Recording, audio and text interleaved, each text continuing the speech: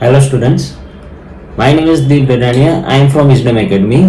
તમે લોકોએ 12th સાયન્સની તમારી એક્ઝામ સક્સેસફુલી આપી દીધી હશે. હવે તમે બધા તમારા આગળના અભ્યાસ માટે કોલેજીસ સર્ચ કરતા હશો, તો એના વિશે જ હું તમને 2 મિનિટનો ટાઈમ લઈશ અને માહિતી આપવા માટે આવ્યો છું. જેવી રીતે આપને ખબર છે કે એન્જિનિયરિંગના એડમિશન માટે આપણે એસીપીસી દ્વારા એડમિશન થતું હોય છે ગુજરાતની અંદર. એવી જ રીતે આ વર્ષથી ગુજરાત ગવર્મેન્ટે બહાર પાડ્યું છે જીસીએએસ, એટલે કે ગુજરાત કોમન એડમિશન સર્વિસ, બરાબર.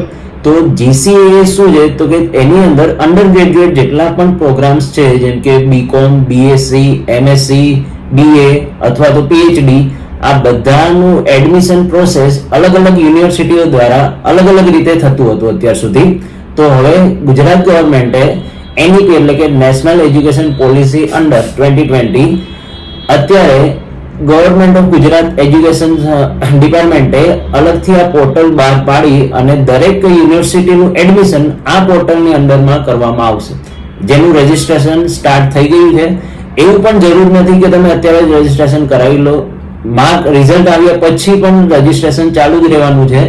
અને અત્યારે ફક્ત એટલા માટે ચાલુ કર્યું છે ગુજરાત ગવર્મેન્ટ કે ભાઈ સ્ટુડન્ટને આઈડિયા આવી જાય કે કઈ રીતે રજીસ્ટ્રેશન થશે અને આગળની પ્રોસેસ શું હશે.